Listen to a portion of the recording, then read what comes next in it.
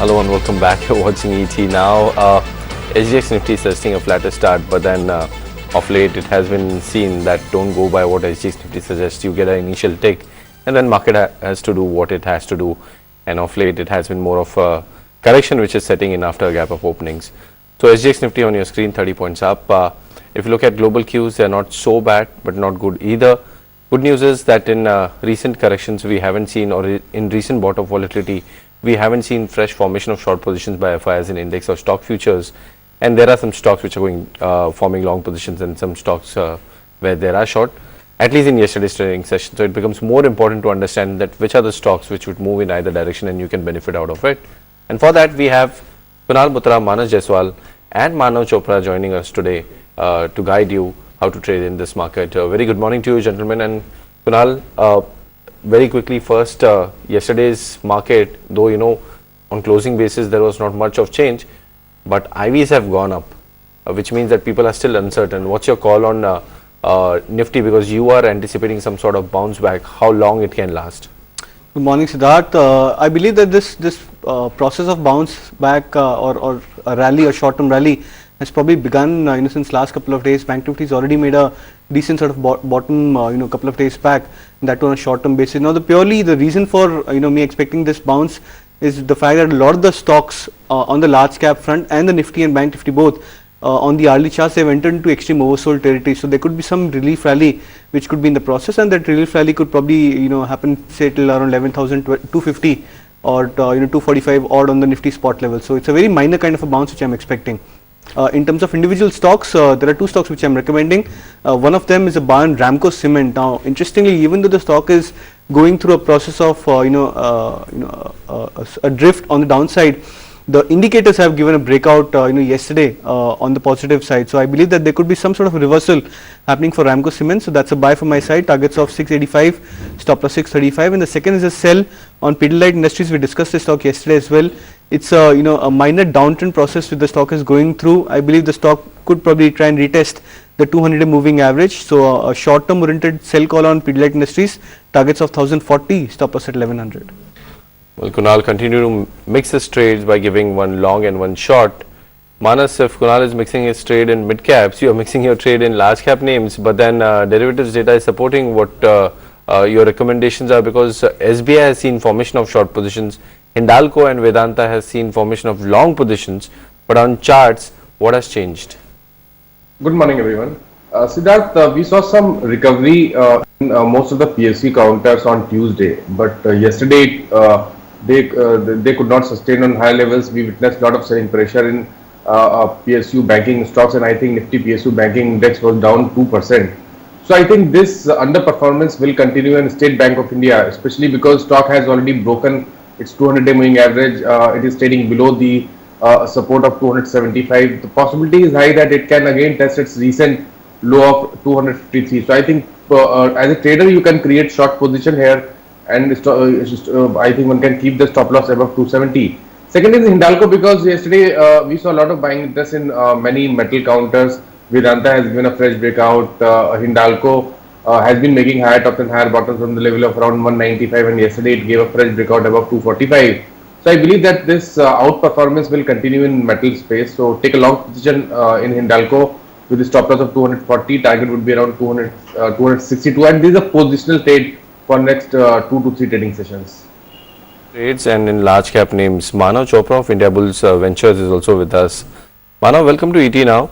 Before we get into your stocks, which is like buying IOC and UPL, what's your thought process on Nifty as a positional trader, because we have seen a decent bounce back from lower levels in Friday's trading session and we have still not managed to breach it. Okay, we have lost Manav over there, but his picks are IOC, he's suggesting to buy with a target of 170 and a stop loss of 148. He's also suggesting to buy UPL with a target of 740 and stop loss of 680. Okay, let's move forward and let's talk about stocks and sectors which are going to be in focus, and the fact that the customs duty has been hiked on 19 items. Let's take it across to Poonam and find out what are the brokerages saying about this move by the government. Poonam? Well, thanks so much for that. Aisha, in fact, Citi has an interesting note in terms of the impact on the overall macro dynamics because of the import duty hike. In terms of the impact on current account deficit, Citi does state that the import duties have been hiked on items which are worth nearly around 86,000 crore, which is close to around $13 billion. The value of the GDP is somewhere around 0.5%. The higher tariffs would in fact be having slightly salutary impact in terms of the demand. However, Citi does believe that we definitely need more government efforts in terms of hiking exports there, and also that it may not have so much of an impact on the current account deficit, given that the current account deficit is likely to rise. They also state that it will definitely have some amount of positive impact in terms of the Indian rupee. In terms of the impact on fiscal deficit, the tariff hike is likely to contribute nearly around 4,400 crore to the government, and hence a negligible impact on fisc, nearly around 0.01% of GDP. In terms of impact on inflation, well, the entire basket of goods is forming nearly around 1.34% of CPI, and which of that footwear itself accounts for 0.94%, and hence little impact on the overall CPI by somewhere around 7 odd bips. So I guess we should still be seeing some amount of marginal impact in terms of the sentiment on the Indian rupee. Okay, in fact, let's take it across to Pankaj and find out which are the stocks which are sensitive to this import duty hike. Pankaj? Well, Aisha, let's start with the air condition first. We'll watch out for Voltas, Blue Star, IFP Industries, probably Dixon as well in this particular move that has come in. Washing machine and refrigerators, we've clubbed into one. Whirlpool will, of course, be the big one that get impacted. You have Havells, which has gone ahead and taken over the business of Lloyd's. Dixon and Umber Enterprise will also get impacted. Radial tiles have also been increased, which means Jet Airways, SpiceJet, CEAT, Apollo Tyre, MRF could be in focus. Also, some of the other ones like JK Tires. Aviation fuel, if we just look at that has happened. Not sure how much, one only imports and one buys here, but Jet Airways, SpiceJet, Interglobe, all three will be impacted. Of course, this becomes as a negative news flow for the company. Trunks, suitcase and various other traveling products import duty has been hiked. VIP, Safari Industries are two domestic players. Let's see what happens over there. For footwear industry, we'll watch out for Mirza International, Relaxo Footwear, Liberty Shoes, as well as Khadim. You've had a cut in polished diamonds. Now, not really sure about the exact impact, but names like Titan, PC Jeweler, TBZ can be in focus. Okay, in fact, let's talk to one of the companies wherein Pankaj believes that the stock is going to be sensitive to these import duty hikes. Saurabh Gupta, CFO at Dixon Technologies, joins us on the show right now.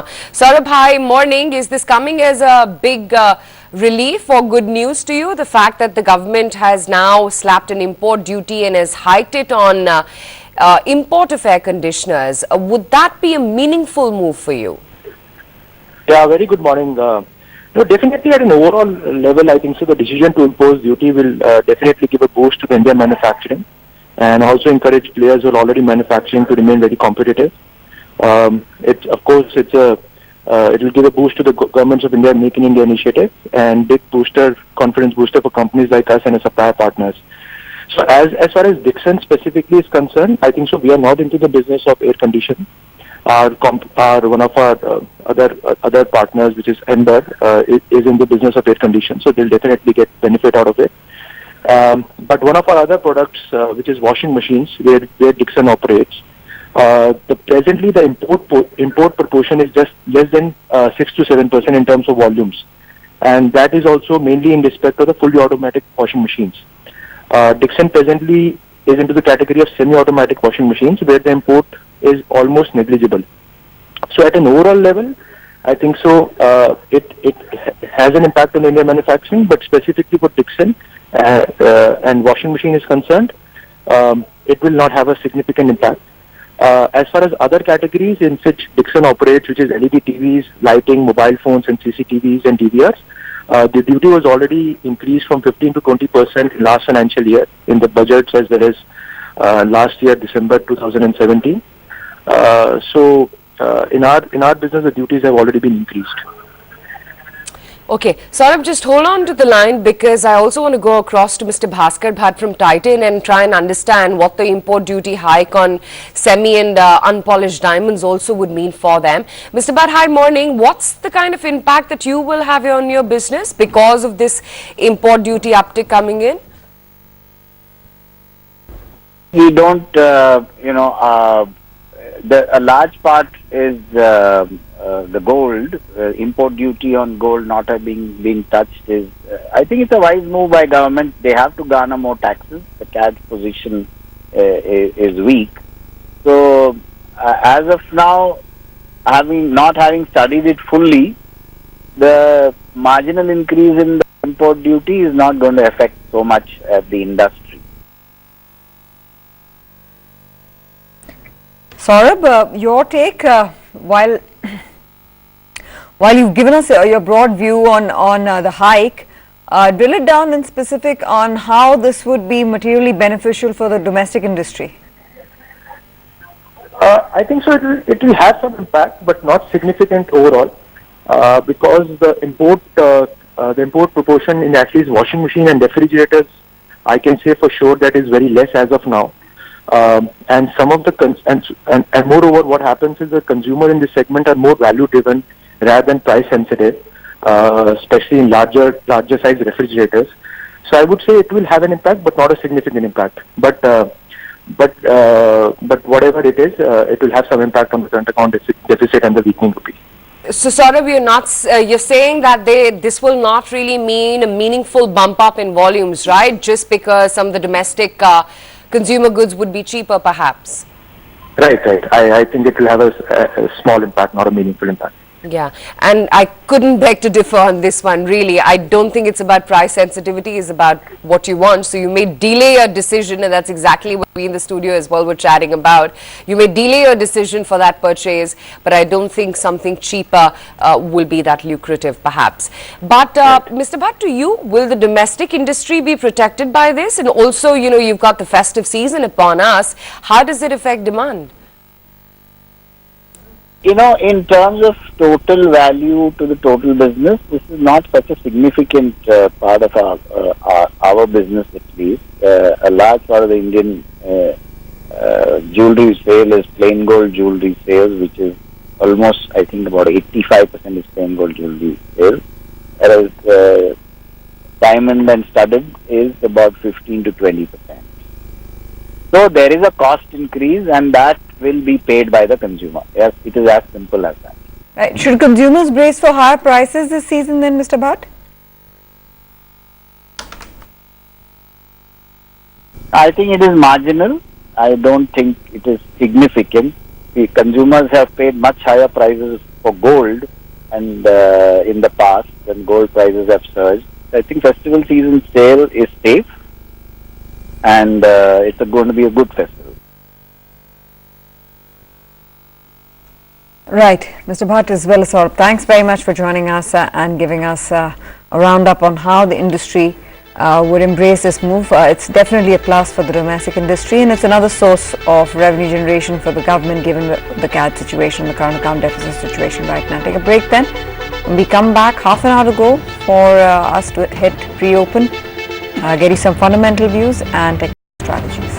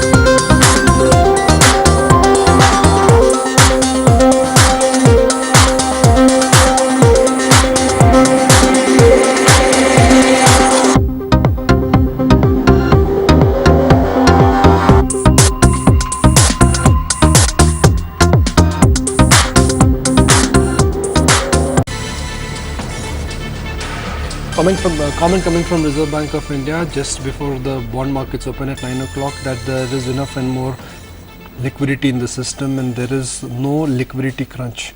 They've notified norms for 2 more carve out for SLR, which is statutory liquidity requirement.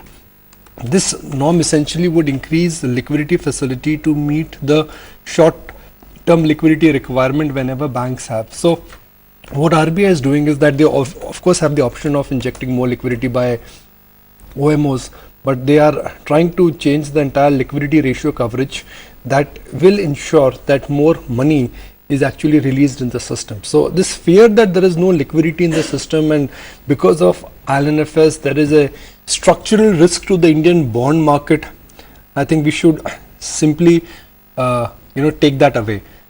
There would be an asset liability mismatch, and there would be a challenge to fill the IL&FS problem because it's a large gaping hole of almost 90,000 to about 1 lakh crore.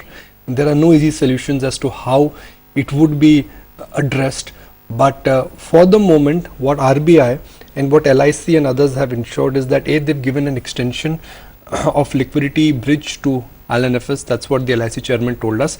And Reserve Bank of India, at a time when liquidity is tight, they are looking at injecting more liquidity into the system by OMO or by changing or tweaking the entire basic liquidity requirement. Himang Jani, good morning. Thank you for joining us. Himang, now, do you think from a market standpoint, $81 on crude and 73 on the rupee is something which markets are not factoring in?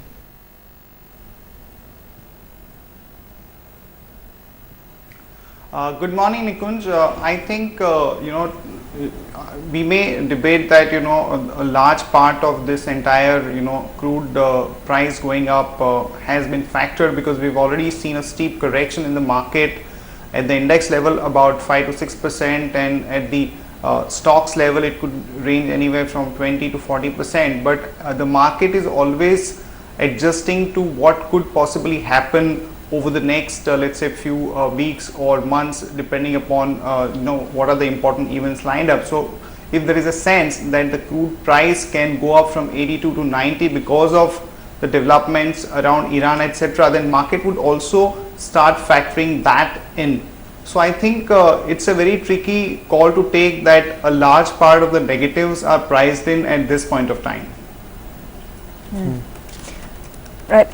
And if the negatives are priced in, Hemang, then where does the opportunity lie to kind of take advantage of the current scenario where the market is still working with uncertainty on the macro front?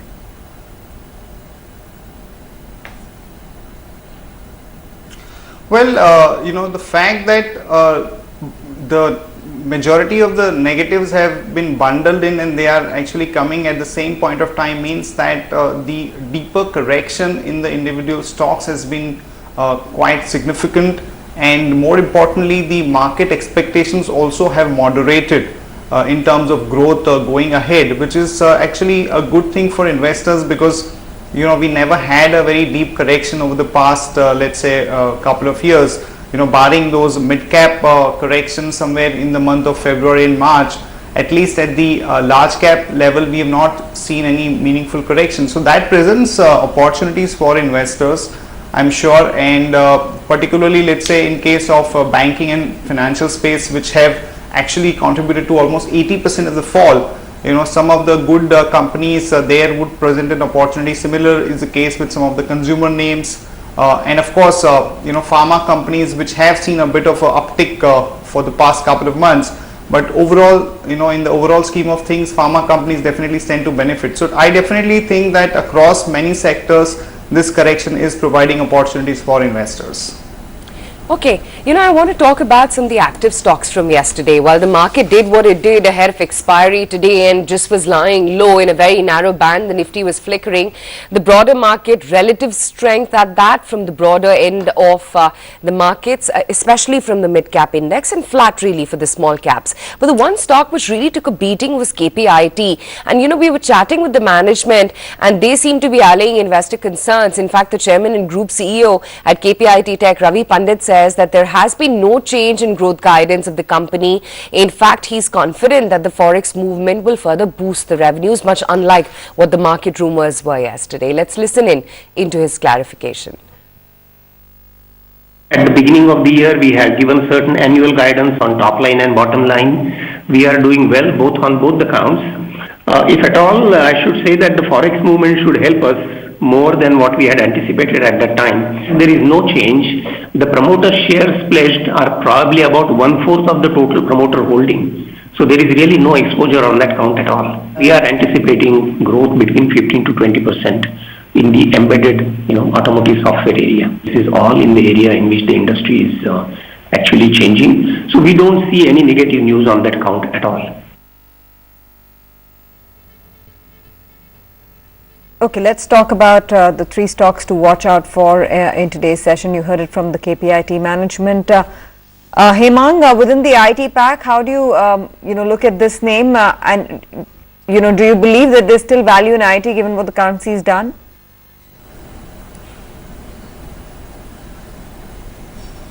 Well, it's not that there is a value in the IT sector per se, because it has already done pretty well in the past 2 or 3 months. But I think given the fact that there is a uncertainty around the domestic oriented stocks, and the fact that some of the stocks have a higher weightage, particularly banking and financials, you might see some more reallocation of money being put into IT stocks. So from that strategic or tactical perspective, IT may present a good opportunity, and we've been liking in the large cap space, the TCS Wipro we have very recently upgraded after the big order that they have received, and we think that the valuation comfort is even higher for a Wipro. And the other one that we like within the IT space is Mastech, and to some extent the NIIT technology. So these are some of the stocks that we like in the IT space at this point of time. What is it that you're planning to do with HFCs, Hemang? Indiabulls housing in particular, the fact that this has had a rough ride. Finally, you saw some bounce coming in the stock yesterday. Do you believe that as a cluster, the worst is behind them for HFCs and NBFCs at large? Or would you say that, watch out, don't just, try and buy this decline because the market will perhaps give you a better opportunity? See, Aisha, in terms of price correction, yes, the cuts have been quite sharp, but given the fact that some of these companies are quoting at an astronomically high market cap, and the overall AUM is so big, so we really do not know if there is any issue in terms of a hole in the balance sheet, then how big it could be for some of the companies where we have seen a severe correction, like Indiabulls Housing or Diwan Housing for that matter. So what we feel is that till you get a bit of a clarity, it would make sense to stick to the large cap quality names like HDFC Limited or Bajaj Finance, rather than trying to buy into something which has corrected quite significantly over the past few days. Okay, let's talk about the Reserve Bank announcements which have just come in. The fact that they've notified norms for 2% more carve out of SLR to meet LCR norms. They're going to increase liquidity facility for LCR requirement as well. Let's analyze, this communication from the central bank with Maithili Husnurmat, consulting editor at ET Now. Maithili, morning, and this should come out as a big relief for the bond markets. Well, I wouldn't say it's a big relief, but yes, it would help, certainly, because it would increase the availability of liquidity. Because remember, that was a big fear, because NBFCs as a whole had lent so excessively, and because of after the IL&FS crisis, there was the fear that there would be no lending to NBFCs and they would fall short, particularly if redemptions and repayments from the IL&FS subsidies did not happen on time. So there was enormous fear about the lack of liquidity. Remember, ever since the RBI has become an inflation targeting bank, in any case, it has always opted to keep liquidity tight. Added to that, whatever interventions they had done in the dollar scene, because the moment you supply dollars, you're basically pulling out rupees. So RBI intervention also had not helped. Then you had the September advance tax payments. So all this had kept liquidity considerably tight. So to that extent, this is a sensible move without really jeopardizing and increasing liquidity too much, because remember, too much of liquidity can also raise inflation fears, as we've just had the Fed raise interest rates. So RBI is really fighting with its back to the wall to ensure that the additional liquidity does not translate into higher inflation pressures at a time when inflation pressures are building up all over the world, and at the same time ensuring that the market does not seize up because of lack of liquidity. Maithili, but is there a crunch of liquidity? Because if there was a liquidity crunch, then the call market rates should have gone to 14, 15, even 20%. Whereas we are assuming that there is a concern, but the interbank rates are telling us a different story. Well, that's true, but the interbank rates just for overnight lending, whereas the liquidity is not necessarily only for overnight funds, because particularly in the case of NBFCs, the requirement is really more for, I would say 6 months to a year in most cases. To that extent, overnight liquidity doesn't tell you very much, because in any case, by and large, public sector banks have always been lenders in the overnight market typically, whereas the private sector banks have usually been borrowers. So one can't draw any definite conclusion from an overnight call money market. But remember, RBI has also tried very hard to keep the overnight lending rate within its margin of somewhere near the repo rate. So to that extent, I think it will be, little naive to draw, or hasty perhaps to draw a conclusion just from the overnight rates. Fact is, liquidity has been tight for a variety of reasons, as I said. Advanced tax payments, RBI's rupee intervention, and its preference for keeping liquidity tight. Added to that, now we suddenly have this fear, because it is fear which is really what is stalking the streets, because people are worried that if you lend, you may not get your money back. So that really, until that is kind of dies down, that is only a question of time. But to the immediate problem of liquidity, the RBI certainly stepped up. It's a sensible thing to do, because after all, when you have SLR, you really don't need another liquidity coverage ratio, frankly. Many people have argued that in the Indian context, SLR is as liquid as you can get. So why do you need another LCR? We need it abroad, but do you need to apply Basel blindly in India? So that's a question also that the RBI needs to address, which the government is now asking it. Yeah, no, but do you think that there will be further drainage of the SLR to meet the LCR requirements? Because I think in total, Maitri, the carve out from SLR to LCR has been at 15% of NDTL. No, it's not really. It doesn't really work that way. What you're saying is that you can take that portion of SLR, up to 15% of SLR, can be treated as going towards your LCR. Because frankly, as I said, LCR and SLR, they should not really be much difference, because liquidity coverage ratio, it basically ensures what is the extent of liquidity that you readily have. And SLR, which is a holding of statutory liquidity ratio, essentially government securities, are almost as liquid. So many, as I said, have argued that why do you need an LCR over and above the SLR in India? So it will not make very much difference, but at least banks will not be buying securities only for ensuring compliance with the liquidity coverage ratio. You can carve it out of your statutory holding ratio. So to that extent, it will make a difference to the margin, and will also send the signal that the RBI is doing something. So I think that is also important as far as the market is concerned, because particularly when I said fear is the predominant feature on the market today. Right, Maitri, thank you for joining us, and you always have an interesting perspective to share on the current scenario.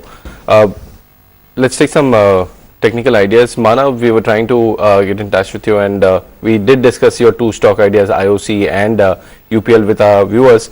Before we discuss about CIPLA, very quickly, what at Indiabulls Ventures you guys are thinking is happening in market, and what is your view on positionally on Nifty, and then your rationale on CIPLA? See, the markets actually have already seen a good decline from its recent peak, and most importantly, we have entered an oversold zone. So, we have seen Nifty specifically, whenever it retraces close to the levels of 100 DMA, that is a point where the market usually sees a good retracement. But also looking at the other sectors, there has been a good sizable correction all across. So I think they'll, the expiry may be weak today. We don't really expect much of an upside. 11,200 would be the immediate resistance for the expiry, but the only trigger would be once if the market starts crossing 11,200 on a closing basis, is when you will see some sort of a short covering or some long positions. So as long as we are trading below 11,200, I think the markets would witness a lot of choppiness, and also another thing is that we would be buyers in the market once if 10,900 levels or somewhere is when the markets comes on the lower side. For Bank Nifty, I think banking index would be a sell on rise, at least for the near term perspective, until unless we close decisively above 25,900. So at the moment, if you're talking on the sector specific, also we are still going on the space which is on the defensive side, and for Nifty, I think we will be positive only above 11,200. Yeah, and your idea on CIPLA, which will flash to our viewers, that he is suggesting to buy CIPLA with a target of 765 and stop loss of 645. Kunal, moving on. Avils, what are you seeing on this chart? Because we have seen last 2 days have been pretty good for this one. So day before yesterday it formed a bullish hammer pattern. Yesterday was a good follow through, which you see in terms of price. The stock managed to just about come back into touching distance of breaking its 50 DMA. And indicators, in the last 2 days, even after a 2-week decline, in just a matter of 2 days, most of these indicators have given a positive breakout. So I believe that the charts could probably indicating a short-term reversal, and that's what I'm anticipating could happen for Havells. Suggest a buy with 668 as a target and stop us at 638. Manas, OFSS, mid-cap IT name, generally it's not that liquid in future segment, but since last 5-6 trading session we have seen that increase in volatility, increase in volumes, and stock is correcting and now probably challenging some important supports. You are suggesting to short. Are you sure that liquidity would remain for some more time? I think that liquidity will remain there in next 2 to 3 trading sessions also. And Siddharth, when we saw a lot of selling pressure in most of the mid-cap IT stocks, and OFSS, that is Oracle Financial, has already broken its 200-day moving average, I believe that here you may see some more follow-up selling pressure. So take a short call here. Stop loss should be 4025 and target would be around 3825, and this is a trade for next 2 to 3 trading sessions. Okay. Howard Marks, his latest memo has hit our mailbox this morning, and it's quite a, it's always very, very, I would say, insightful.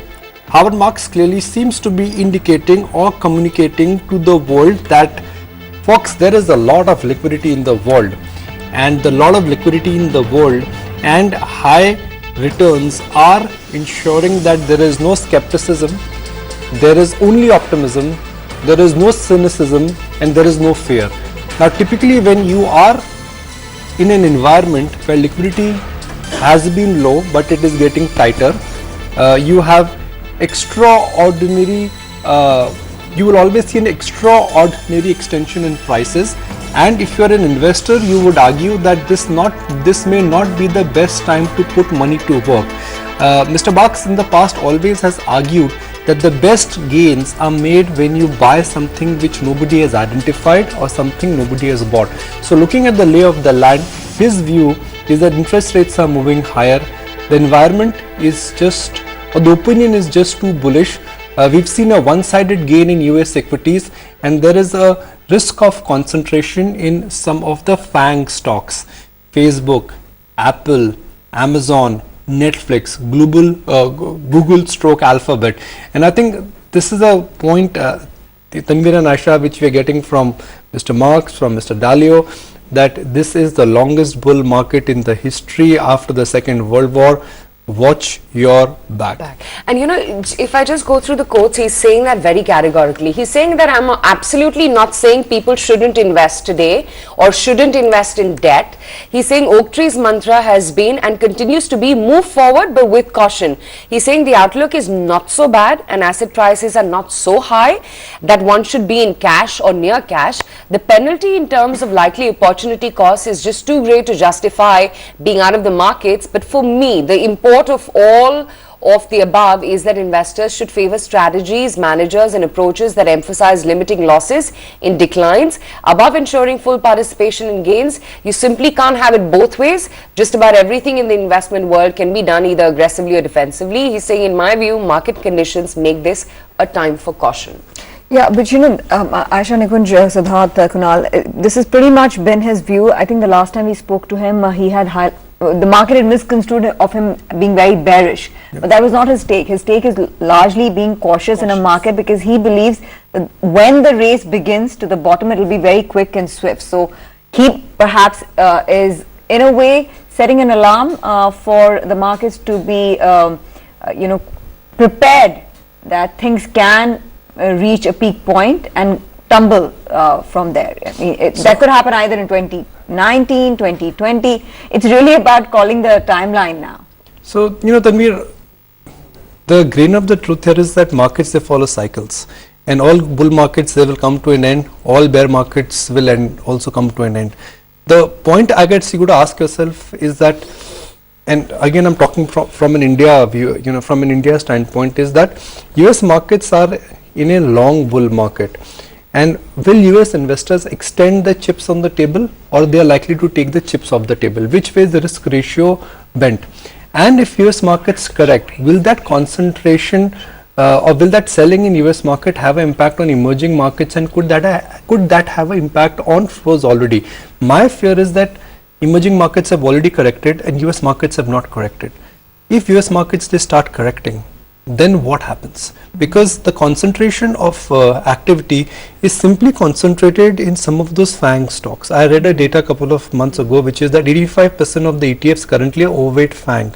And when the ETF flow reverses, which it will one day, it could have dangerous bearings, because the risk reward ratio for an equity investor, for a US equity investor, is not all that favorable. So you may not want to sell, but you don't want to buy, because the lay of the land is not where you have fear and rates and time on your side right now. Oh, absolutely. They are the big banks of 10 years ago, the FANG stocks. Absolutely. We just should conclude this by the other quote that he's put out, which we are flashing, where he's talking about there's a global glut of liquidity, minimum interest in traditional investments, a little apparent concern about risk, and skimpy prospective returns elsewhere.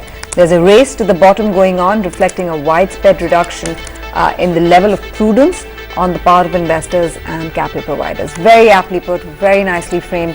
That's pretty much Howard Marks' memo this time around, and we'll of course be carrying bits of that throughout today's trading session. But the pre-open rates are on your screen. You're looking at the rupee, showing a mild bit of resilience, 72.43. The indicator rates are perhaps reflecting some semblance of interest, but I don't go by them, because in the next 15 minutes, when the real rates hit the screen, you will see whether or not things are actually matching up. It's stable, but I think the market sentiment is still tentative and still a bit nervous on the sidelines. Okay, Hemang, since you are, Sanjeev Bhasin also joins in with his perspective. Sanjeev, we've seen a bit of a comeback for the markets, marginally so after all that talk about what's happened with the NBFCs. What are you recommending to clients in terms of navigating through this volatility?